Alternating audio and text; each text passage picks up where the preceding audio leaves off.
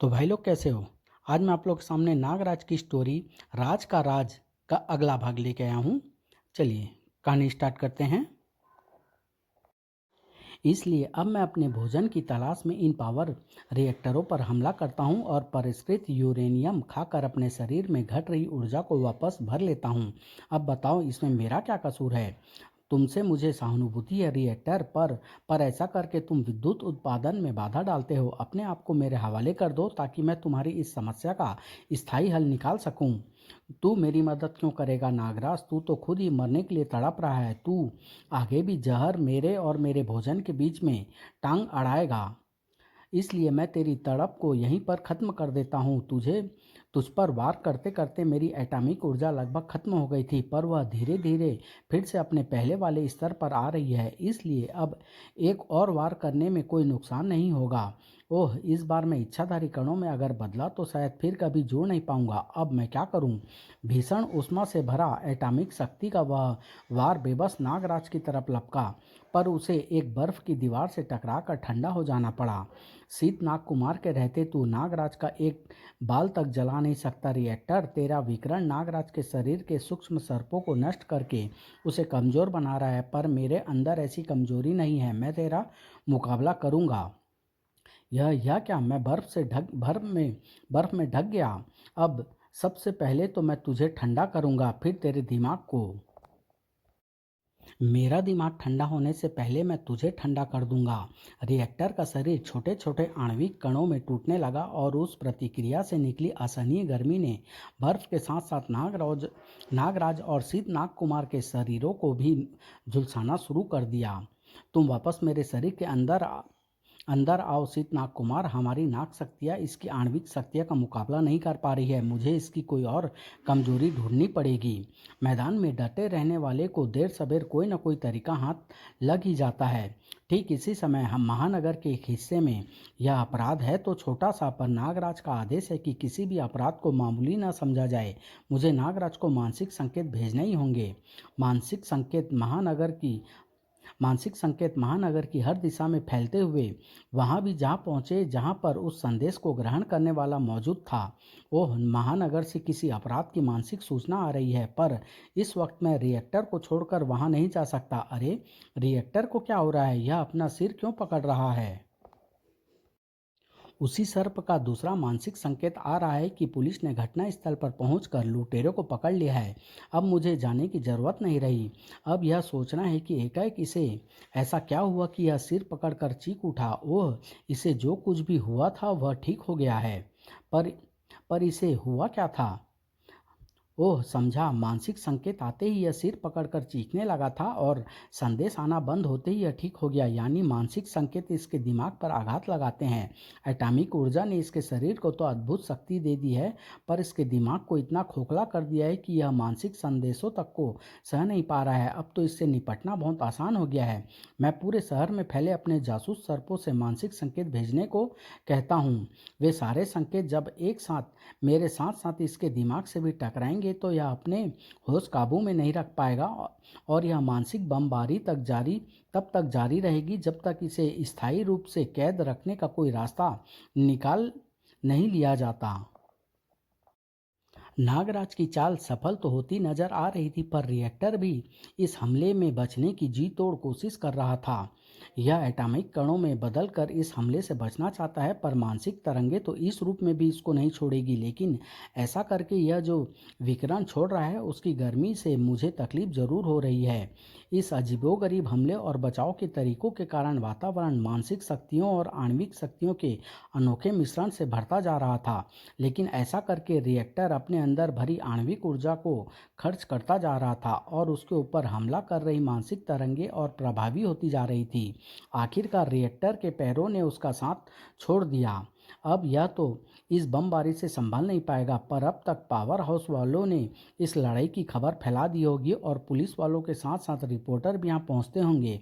मैं फिलहाल उनके सवालों के जवाब देना नहीं चाहता। यह काम डायरेक्टर साहब पर छोड़ देता हूँ। मैं राज का रूप धारण कर लेता हूँ। राज को यहाँ पर देखकर सब यह समझेंगे कि यह अभी खबर पाकर अभी आया है। नागराज ने बेल्ट में सूक्ष्म कर करके रखे हुए राज के कपड़ों को निकालने के लिए अपनी बेल्ट में हाथ डाला और वह चकित हो उठा। अरे, राज के कपड़े, चश्मा और जूते कहाँ गए? कहीं मैं उन्हें रखना भूल तो नहीं गया? नहीं नहीं, यह नहीं हो सकता। जरूर वे कपड़े रिएक्टर से मेरी लड़ाई के दौरान कहीं गिर गए होंगे। ऐसा होना तो मुश्किल है, पर ऐसा ही हुआ होगा। ऐसा नहीं हुआ है, वे कपड़े मेरे पास है। कौन? तो तुम? यह नहीं हो सकता, यह असंभव है, असंभव। आंखों देखी बात को असंभव कह रहे हो नागराज? तुम जो देख रहे हो वह सच है। मैं राज हूँ और मैंने तुम्हारा साथ छोड़ने का फैसला कर लिया है। तुमने राज का कायर के रूप में बहुत इस्तेमाल कर लिया। अब से राज अपनी जिंदगी खुद जिएगा और नागराज के काम नागराज से भी बेहतर करके दिखाएगा। यह कैसे हो सकता है? मेरा ही रूप में उससे अलग कैसे हो सकता है? राज और नागराज दो इंसान नहीं, एक ही इंसान है।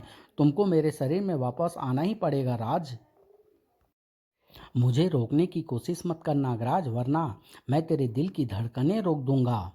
नमूना देखना चाहता है तो देख, और इससे पहले कि मैं तेरी जान निकाल लूं तू गिड़गिड़ा कर जिंदगी की भीख मांग। इसका स्पर्श होते ही मेरे शरीर का पूरा नर्वस सिस्टम कांपने लगा है। मैं खड़ा तक नहीं हो पा रहा हूँ। तू अब खड़ा नहीं होगा नागराज, बल्कि लेटेगा और सोएगा मौत की नींद। मैं जो सोचता हूँ उसे यह कैसे जान लेता है? वह इसलिए नागराज, क्योंकि हम दोनों हैं तो एक ही सिक्के के दो पहलू। मैं भी तेरा ही रूप हूँ, इसलिए यह तो स्वाभाविक है कि जो तू सोचेगा वह मुझे पता चल जाएगा। इसलिए कुछ गलत मत सोचना। वैसे सोचना है तो भगवान के बारे में सोच और अपने पापों की माफ़ी मांग, क्योंकि अभी कुछ पलों बाद तुझे उसके ही दरबार में पेश होना है। हमारी अभी अभी भगवान से हॉटलाइन पर बात हुई थी। उन्होंने साफ सफाई के लिए पहले आपको बुलाया है। कौन?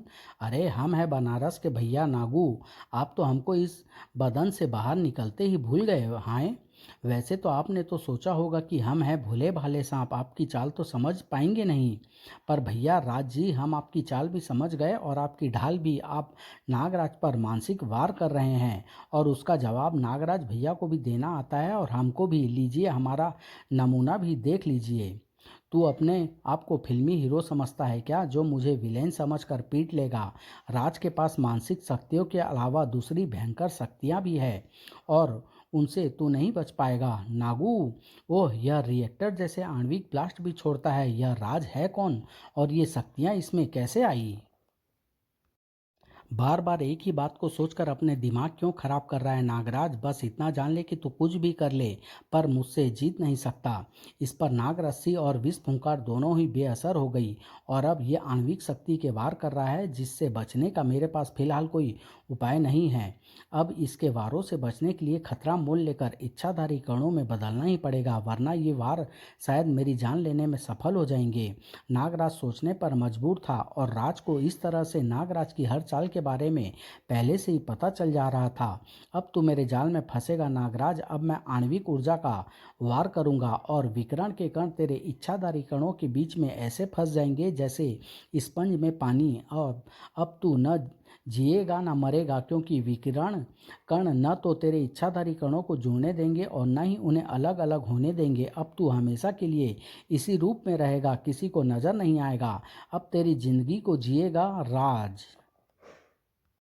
मैं अपनी सारी इच्छाधारी शक्ति लगाने के बावजूद भी अपने रूप में नहीं आ पा रहा हूँ, और जब तक मैं इस कण रूप में रहूंगा तब तक न तो मैं किसी को दिखाई पड़ सकता हूँ और न ही किसी से संपर्क कर सकता हूँ, अपने नागों तक से नहीं। और ऐसी स्थिति में रहकर इस रहस्यमय राज को रोकना तो एकदम असंभव है। राज, तुम यहाँ पर मुझसे पहले कैसे पहुँच गए? तुम? हाँ, याद आया, तुम तो निशा हो, मेरे ऑफिस में ही काम करती हो। वैसे अगर मैं यहाँ पर न पहुँचता तो इस रिएक्टर पर काबू कौन पाता? ये रिएक्टर कौन है? यूरेनियम का चोर। इसी ने कई परमाणु संयंत्रों से यूरेनियम को चुराया था। पर तुम लोग पीछे रहना, इसके शरीर से तेज विकिरण निकल रहा है, उससे तुम लोगों को खतरा पहुंच सकता है।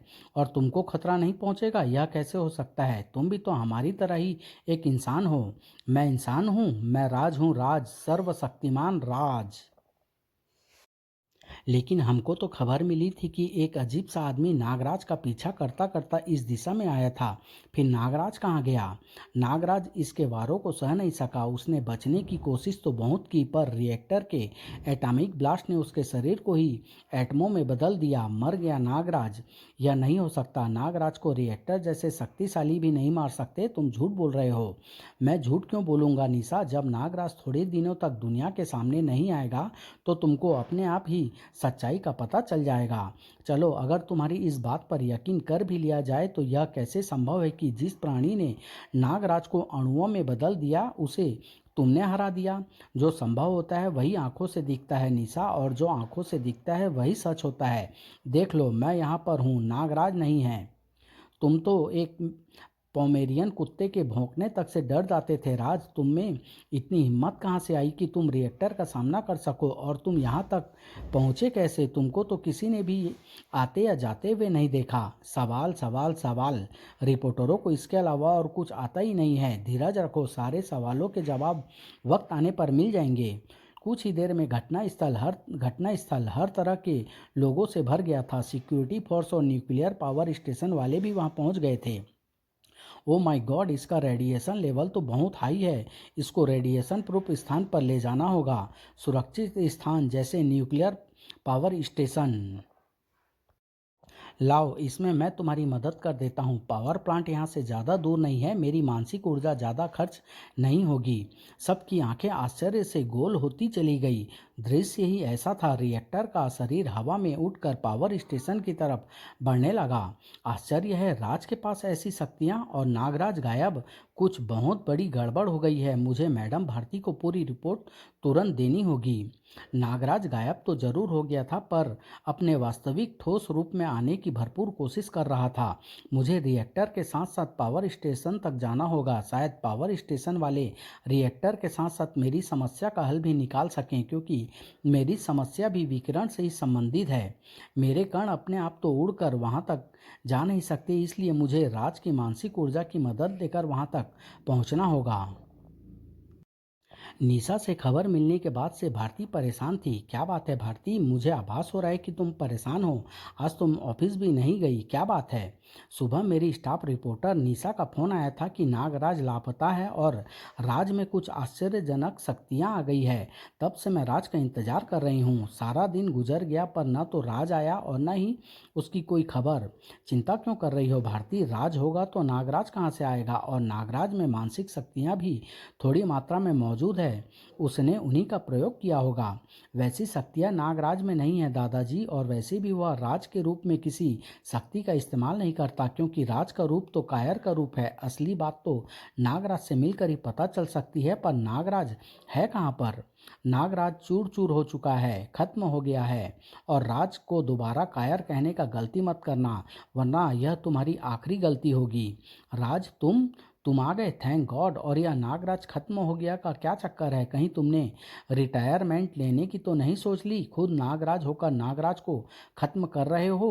मैं नागराज नहीं हूँ, मैं राज हूँ, और अब मैं तुमको दिखाऊंगा कि मैं नागराज से बेहतर हूँ। राज ऐसे ऐसे काम करेगा कि नागराज उसके सामने कायर लगेगा। यह क्या कर रहे हो राज? अकारण ही भारती पर हमला क्यों कर रहे हो? तू चुप रहे, अंधे बूढ़े। जवानों के कान में दखल नहीं देते। तुम पागल हो गए हो? नाग, मेरा मतलब राज। शांति रख। मैं अपने मस्तिष्क को पुलिस ट्रांसमीटर की फ्रिक्वेंसी पर ट्यून कर रहा हूँ। सभी अपराधों की खबर आ रही है। Hello, attention all petrol cars. Bank of commerce की गांधीपुरा ब्रांच से अभी अभी लुटेरे 45 लाख रुपए लूट कर ले गए हैं। सभी लुटेरे अत्याधुनिक हथियारों से लैस हैं। ओवर। वे किस भेष में आए थे यह कोई नहीं देख पाया। सारे इलाके की नाकाबंदी कर दीजिए। Over and out. मिल गया काम। अब मैं सबको दिखाऊंगा कि राज क्या चीज़ है। सारी दुनिया पर फैलाऊंगा अब राज का राज। तू मेरे साथ चल, अपनी आंखों से सब देख। और वहाँ से दूर नरोरा एटॉमिक पावर प्लांट में। कमाल है सर, इसके अंदर तो इतना यूरेनियम भरा हुआ है कि अगर उसका सिर्फ एक बम बनाया जाए तो पूरी पृथ्वी एक ही धमाके से तबाह हो जाए। अब इसका क्या करें? यह यूरेनियम के रेडिएशन पर ही जीता है सर, वही इसकी जीवन ऊर्जा है, और वह ऊर्जा धीरे धीरे खर्च हो रही है। जब इसके शरीर के रेडिएशन का स्तर थोड़ा कम हो जाएगा तब यह अपने आप शक्तिहीन हो जाएगा। हमको कुछ भी करने की जरूरत नहीं है। वाह, यह यूरेनियम से आणविक ऊर्जा खींचता है तो यह मेरे कणों में फंसे विकिरण को भी खींच सकता है। नागराज के इच्छाधारी शरीर का स्पर्श रिएक्टर के बेहोश शरीर से हुआ और नागराज तड़प उठा। विकिरण मेरे शरीर से इसके शरीर में जाने के बजाय इसके पास से मेरे पास आ रहा है। मेरे शरीर में विकिरण की मात्रा और बढ़ रही है। नागराज ने बड़ी मुश्किल से अपने आप को रिएक्टर के शरीर से अलग किया। ओह, मैं तो भूल ही गया था कि ऊर्जा का बहाव हमेशा ज़्यादा से कम की तरफ होता है और रिएक्टर के शरीर में विकिरण की मात्रा बहुत ज़्यादा है। अब मैं क्या करूं? क्या सचमुच मुझे हमेशा के लिए इसी रूप में रहना पड़ेगा? नागराज को इस रूप में पहुंचाने वाला भारती के साथ तेजी से एक तरफ बढ़ रहा था। हाँ, मैं उन अपराधियों को ढूंढ रहा हूँ। अब मैं उन अपराधियों को ढूंढ रहा हूँ। अब वे मुझसे नहीं बच पाएंगे। मैं धीरे धीरे इस दिमाग पर कंट्रोल पा रहा हूँ। वाह, दिमाग पर कंट्रोल पा रहे हो? यानी अब तक तुम्हारा दिमाग पर कंट्रोल नहीं था। खैर छोड़ो, यह बताओ कि तुम अपराधियों को ढूंढोगे कैसे? हम अभी बैंक की गांधीपुरा ब्रांच से होकर आ तो रहे हैं, पर वहाँ तो ऐसा कोई क्लू मिला नहीं जो यह बता सके कि अपराधी गए कहाँ हैं। अब मिला है ना, उन अपराधियों की ब्रेन वॉश मिली है और फिंगरप्रिंट्स की तरह सबकी ब्रेन वेब्स भी अलग अलग होती है। मैंने अपनी ब्रेन वेब्स के जरिए उन अपराधियों की ब्रेन वेब्स को पकड़ लिया है और अब मैं उनके छिपने के स्थान पर जाकर उनको भी पकड़ लूँगा जल्दी ही। तुम्हारे अनुसार वे लुटेरे इस टीले के अंदर छिपे हैं। वाह, इस जगह तो इनको सचमुच कोई भी नहीं ढूंढ सकता था। तू देखती जा कि अब मैं उसके साथ क्या करता हूँ। दादू, एक आदमी इधर ही आ रहा है। शायद उसे हमारे ठिकाने का पता चल गया है। यानी यमराज को उसकी आत्मा की जरूरत आ पड़ी है। इसको उसी थर्मल लेजर गन से उड़ा दे जिससे हमने बैंक का स्ट्रांग रूम काटा था। अच्छा, मुझ पर हमला करोगे? करो करो, मुझे जितनी एनर्जी दोगे मेरा पेट उतना ही भरेगा। मारो मारो। ओह, स्ट्रांग रूम को इसी गन से काटा गया होगा। यानी स्टील को गला देने वाली एनर्जी से राज का पेट भरता है। अब देखो मैं क्या करता हूँ। राज की मानसिक किरणों से पूरी खोखली पहाड़ी को ऐसे काटना शुरू कर दिया जैसे सेब को चाकू काट डालता है। भागो, यह कोई शैतान है। भागोगे? मुझसे बचकर भागोगे? अरे मूर्खो, सिर्फ मौत ही तुमको मुझसे छिपा सकती है। यह क्या कर रहे हो राज? ये सिर्फ मामूली लुटेरे हैं और तुम इनको जान से मार रहे हो। रुक जाओ, तुम सचमुच अपना मानसिक संतुलन खो बैठे हो। तो मुझे रोकने की कोशिश करेगी? ले, मैं तेरा भी वही हाल करता हूँ जैसे मैंने उस लुटेरे का किया है। फिर आराम से बाकी दोनों का पीछा करूँगा। घातक उष्मा किरण भारती को सुलगा देने के लिए आगे लपकी, लेकिन जब वह भारती तक पहुंची तो भारती अपनी जगह पर नहीं थी। उसे बचा लिया गया था। नागराज, तू बच कैसे गया? तेरा बचना तो असंभव था। लंबी कहानी है भारती, बाद में बताऊंगा। फिलहाल तो तुम यहाँ से निकल लो। नागराज, तुम और राज अलग अलग, यह क्या चक्कर है? कोशिश तो मैंने बहुत की पर सारी कोशिशें विफल हो गई मिस्टर राज। पावर हाउस तक जाकर भी काम नहीं बना। तब मुझे ध्यान आया कि विकिरण को रोकने के लिए लेड यानी सीसा की चादरों का प्रयोग किया जाता है। जिस कक्ष तक रिएक्टर को तुमने पहुंचाया था उसकी दीवारें भी लेड से ही बनी थी। बस मैंने वह करने की ठान ली जो मैंने आज तक नहीं किया था। मैंने लेड की दीवारों को छलनी की तरह इस्तेमाल करने की सोची। इससे पहले मैंने कभी भी अपने इच्छाधारी कणों को कोई दीवार पार करने की कोशिश नहीं की थी। इस काम में मुझे तकलीफ भी बहुत हुई और मुझे इच्छा शक्ति भी बहुत लगानी पड़ी और आखिरकार मेरे कण दीवार के अणुओं के आर पार हो गए और विकिरण के कण दीवार में फंस कर रह गए। बाहर आते ही मैंने फिर से अपना वास्तविक रूप धारण कर लिया और अपने जासूस सर्पों से तुम्हारा पता लगवा कर यहाँ तक आ पहुँचा, और वह भी एकदम ठीक समय पर। मैं तुझसे फिलहाल झगड़ना नहीं चाहता नागराज। अभी मुझे बाकी बचे दो अपराधियों के पीछे जाना है ताकि तुम उनका भी उनके जैसा हाल कर सको। वैसे उनकी चिंता छोड़ दो, उनको मेरे जासूस सर्पों ने अपने कब्जे में ले लिया है। जल्दी ही पुलिस भी उनको अपने कब्जे में ले लेगी और तुम मेरे कब्जे में आओगे। वे मेरे शिकार हैं, मैंने ढूंढा है उनको। उनको मेरे अलावा कोई और नहीं पकड़ेगा। ध्वंसक सर्प इस पर कोई असर नहीं डाल पा रहे हैं। इसको कैद करने के लिए विशेष नागफनी सर्पों का प्रयोग करना पड़ेगा। तेरी हर शक्ति अब मुझ पर बेअसर होगी नागराज, क्योंकि अब मैंने अपने दिमाग पर बहुत कुछ कंट्रोल पा लिया है। देख, मैं हवा के अणुओं को जोड़ जोड़ कर अब भी कुछ बना सकता हूँ। नागफनी सर्प इसको अपने बंधन में नहीं ले रहे हैं, शायद इसीलिए क्योंकि यह मेरा ही रूप है। पर इसकी यह नई शक्ति तो आश्चर्यजनक है। यह हवा में भाले पैदा कर रहा है और उनका प्रयोग मुझे इस दीवार से चिपकाने के लिए कर रहा है। हाँ, तू ठीक सोच रहा है, पर मैं तुझे सिर्फ चिपकाऊंगा ही नहीं, बल्कि ऐसा इंतजाम भी कर जाऊंगा कि तू दीवार में पोस्टर की तरह तब तक चिपका रहे जब तक तू मर न जाए। मैं तुझे एक आणविक खोल में ढक दूंगा, क्योंकि इस गैस से या तो तू इच्छाधारी कणों में बदलकर आज़ाद हो सकता है, और या फिर शारीरिक शक्ति लगाकर यह खोल तुझे बाहर तो निकलने देगा नहीं। और अगर तूने इच्छाधारी कणों में बदलने की कोशिश की तो तेरा फिर से वही हाल हो जाएगा जिससे बचकर तू अभी अभी आया है। मेरे ख्याल से तू दोबारा वैसी तकलीफ झेलना नहीं चाहेगा। आह, पर तुम हो कौन? तुम राज तो नहीं हो सकते, क्योंकि राज के पास ऐसी चमत्कारी शक्ति है ही नहीं। अब तुझे यह बताने में कोई खतरा नहीं है कि मैं कौन हूँ, क्योंकि अब मेरा इस दिमाग पर 90% कंट्रोल हो चुका है। मैं C3 हूँ नागराज, वही जिसने तेरी इच्छाधारी शक्ति सोखने की कोशिश की थी, और उसी चक्कर में गुब्बारे की तरह फटकर खिलखिल हो गया था मैं। तब से मेरे कण महानगर के वातावरण में इधर उधर मारे मारे घूम रहे थे, लेकिन तेरी और रिएक्टर की लड़ाई से महानगर का वातावरण मानसिक और आणविक तरंगों के एक अजीबोगरीब मिश्रण से भर गया था। उसी मिश्रण ने मेरे कणों को इधर उधर से खींच खींच कर वहीं एकत्रित कर दिया जहां पर तुम दोनों लड़ रहे थे। मेरे कण तो जुड़ गए थे, पर मेरे आसपास शरीर नहीं था। वही पुरानी समस्या थी, पर इस बार मेरे कण शरीर में मानसिक और आणविक शक्तियों के जोड़ थे, और इसको मुझे कुछ अद्भुत शक्तियां आ गई थी। मैंने पहले की तरह तुम्हारे दिमाग को टटोलना शुरू किया, बड़ी सावधानी पूर्वक, और तभी मुझे वे मस्तिष्क सेल मिले जिनमें राज की मेमोरी थी। चूंकि तुम उस वक्त उनका प्रयोग नहीं कर रहे थे, इस कारण उनको चुराना संभव था। अपनी नई शक्तियों की मदद से मैंने वे सेल चुरा लिए। याद करो, उस वक्त तुमको सिर में तेज दर्द भी हुआ था। उन सेलों ने मेरा रूप पहले ही निर्धारित कर दिया था। उन सेलों ने वायु कणों द्वारा मेरे शरीर का निर्माण शुरू कर दिया, और कुछ ही मिनटों में राज राज नागराज के शरीर से बाहर खड़ा था, और उसके पास एक ऐसा शरीर था जिसमें जबरदस्त आणविक और मानसिक शक्तियां थीं। अगर ऐसा था तो मेरे मस्तिष्क से राज की मेमोरी खत्म हो जानी चाहिए थी, पर ऐसा तो नहीं हुआ।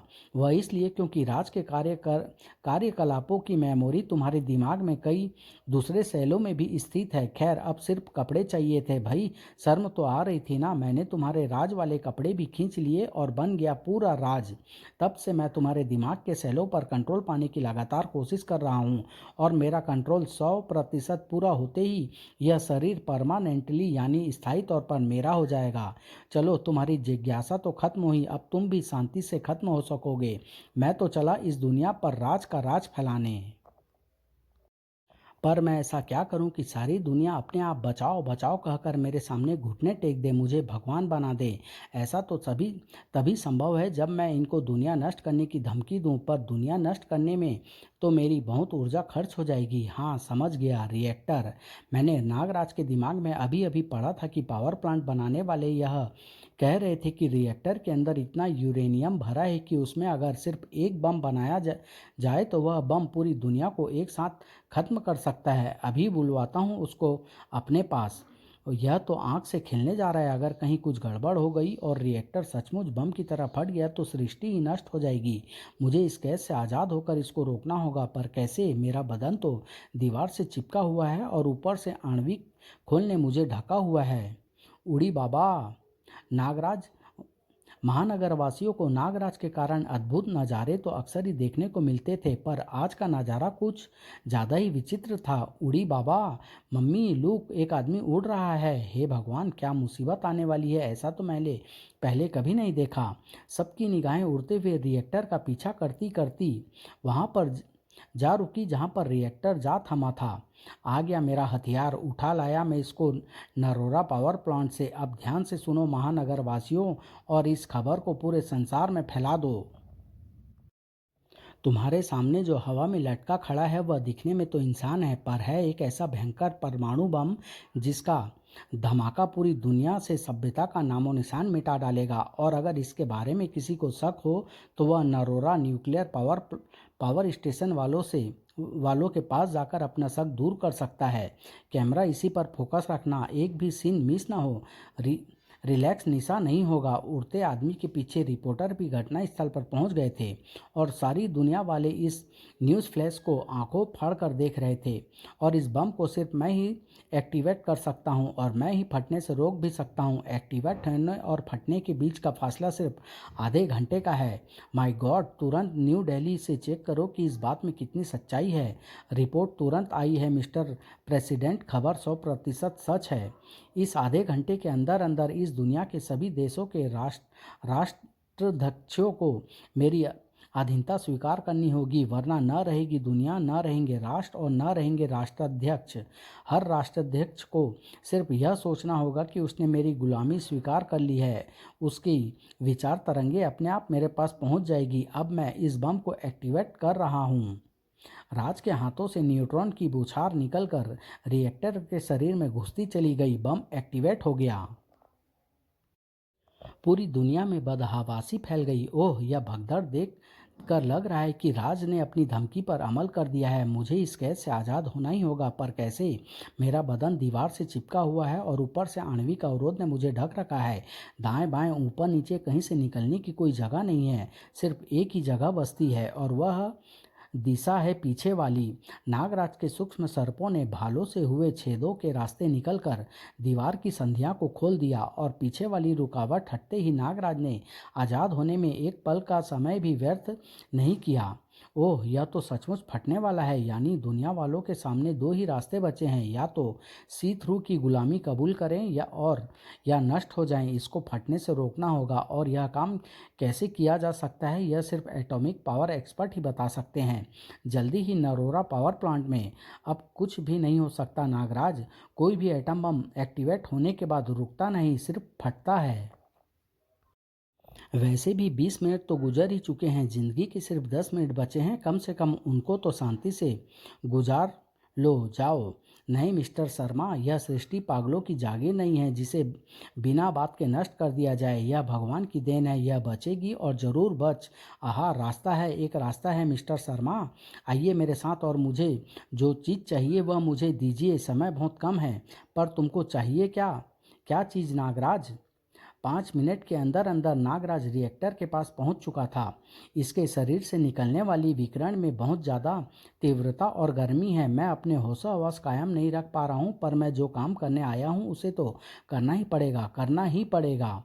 5 अरब इंसानों और अन्य अरबों जीवों की जान दांव पर लगी है। मेरी सूक्ष्म मेरे सूक्ष्म सर्प भी तेजी से मर रहे हैं और मेरी सर्प रस्सी को बनाने वाले नाग भी खत्म हो रहे हैं। उतरने की कोई जगह ढूंढनी होगी। कमाल है नागराज, तू तो जेल तोड़कर भागने वालों का लीडर लगता है। मैं तुझे हर बार बंद करके आता हूँ और तू हर बार मेरी कैद से फरार हो जाता है। अब की बार तू मरने से पहले ये क्या लेकर आ गया? तेरी आखिरी पूजा का सामान है क्या इसमें? तुम सिर्फ कर्म करते रहो राज, फल देना ऊपर वाले का काम है और तुमको हर बार जो फल मिल रहा है उसे तुम देख ही रहे हो। और इस ड्रम में मेरी तो नहीं पर रिएक्टर की आखिरी पूजा का सामान जरूर है। आहा, गर्मी से सारा बदन झुलस रहा है। यह उष्मा मेरी चमड़ी भी उधेड़ दे रही है, पर मुझे अपने होशो-हवास को कायम रखने ही होंगे। अपना काम पूरा करना ही होगा।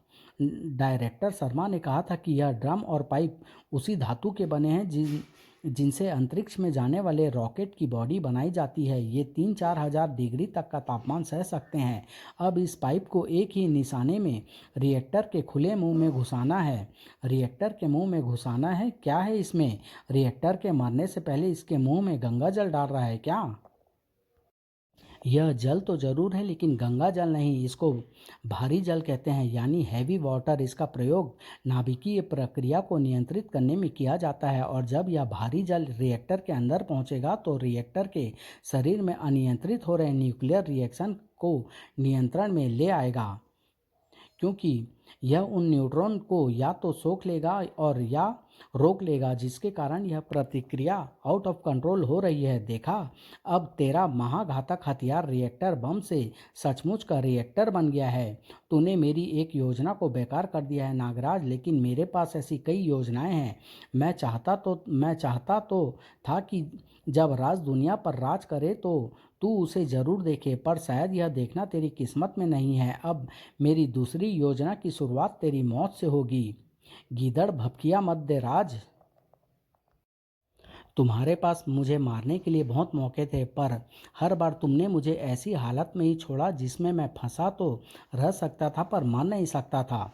तुम मुझे मारना नहीं चाहते, कारण क्या है यह मैं नहीं जानता, पर मुझे मारने में तुम्हारा कुछ नुकसान जरूर है। इस भ्रम में मत रहना नागराज, मेरी दया को मेरी कमजोरी समझने की भूल मत कर। मैं तुझे मारूंगा, जरूर मारूंगा, और वह भी तड़पा तड़पा कर। यह झूठ बोल रहा है। यह चाहे तो मुझे मारने के लिए घातक मानसिक या आणविक वार कर सकता है, पर यह ऐसा नहीं कर रहा है। शायद यही इसकी एकमात्र कमजोरी है, परंतु इसका कारण क्या हो सकता है? यह कह रहा था कि अपने दिमाग पर इसका कंट्रोल अभी सिर्फ 90% है, यानी मेरे मस्तिष्क के चुराए गए सेल अभी भी कुछ हद तक मेरे कंट्रोल में हैं। और अगर यह मुझे मार देगा तो मेरे साथ मेरा मस्तिष्क भी मर जाएगा, और साथ ही साथ मेरे मस्तिष्क के चोरी हुए वाले सेल भी मर जाएंगे, और ऐसा होने से यह राज भी खत्म हो जाएगा, क्योंकि इसका पूरा अस्तित्व मेरे सेलों पर ही आधारित है। तू एकदम सही सोच रहा है नागराज। मैं तुझे सिर्फ तभी तक नहीं मार पा रहा हूँ जब तक तेरे सेलों में पर मेरा नियंत्रण 100% तक न हो जाए, और उससे पहले मैं तुझे मरने भी नहीं दूंगा। तू आत्महत्या करके मुझे खत्म करना चाहे तब भी नहीं। मैं जो भी सोचता हूँ उसको यह तुरंत पढ़ लेता है और मुझे कुछ भी योजना बनाने का मौका नहीं देता है। मुझे भी क्या सूझी थी राज बनने की।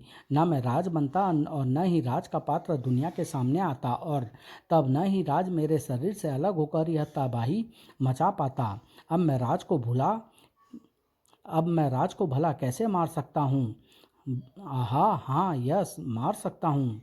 अब मेरे मस्तिष्क सेलों पर मेरा कंट्रोल 99% हो चुका है, सिर्फ 1% की कमी है।